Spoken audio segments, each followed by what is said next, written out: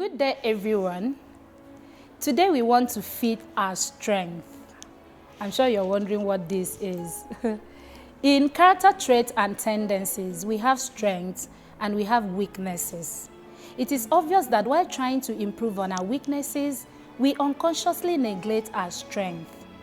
Your strength is your dominant temperament, and a good percentage of these, according to science, are inherited.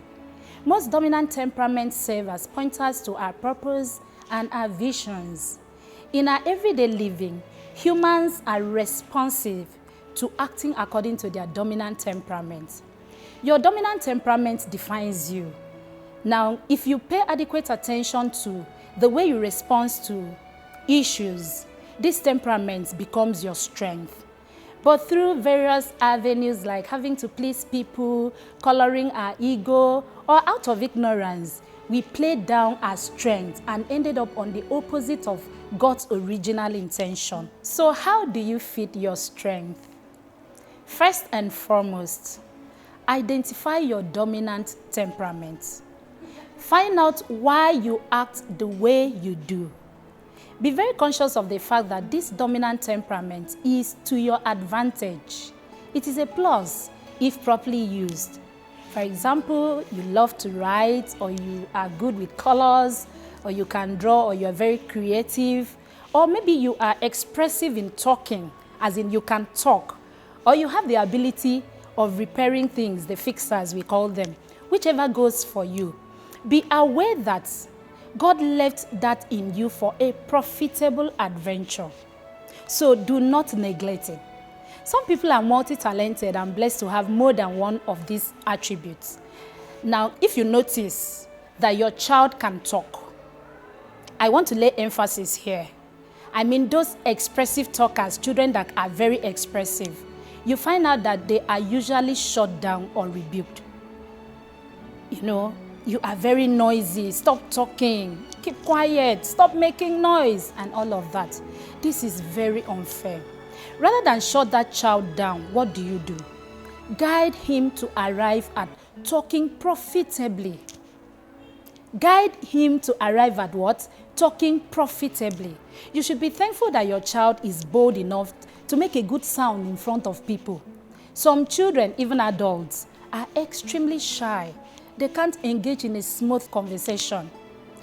A good number of professions thrives based on the convincing oratory power of some individuals who are blessed with these gifts.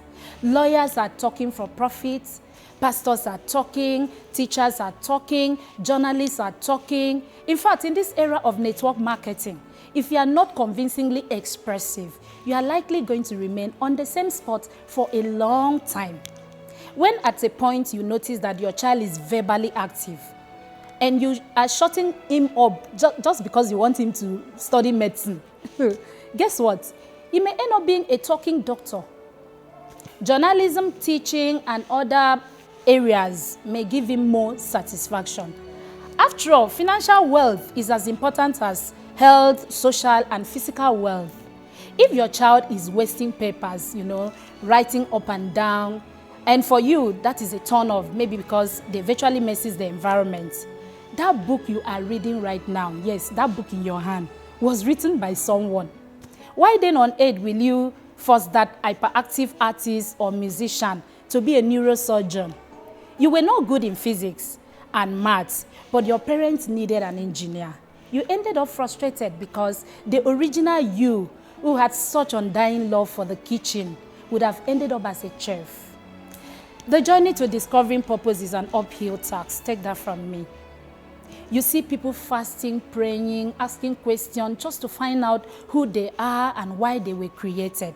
So you notice pointers. Just align yourself properly. Great talent and gifts are buried in the corridor of wrong professions. Before we end this discussion, let's engage a self-awareness test. I'm going to ask you a few questions, and I believe you are sincere with your answers. Number one, what is that one thing that you love to do, whether or not you are paid for it? As in, with or without money, you don't mind. Secondly, what is that thing that frustrates you when it's poorly done? And then thirdly, what is that one thing that you do effortlessly without much supervision? Or what is that one thing that you still do after having all the money in the world and a guarantee for future success? As in everything is in place, but you don't mind. Now, to get the answers, I want you to go back home and sleep over those questions. Take a stroll memory lane. Check from your deep within. Wake up tomorrow morning decisive. Just make up your mind to give it a try. You don't need to be perfect at it. Start the way you are. Be sure to improve upon it with time.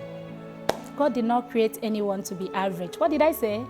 God did not create anyone to be average. While running up and down, for money to pay bills, remember to align yourself with your God-given talent. That may give you more satisfaction. You never can tell.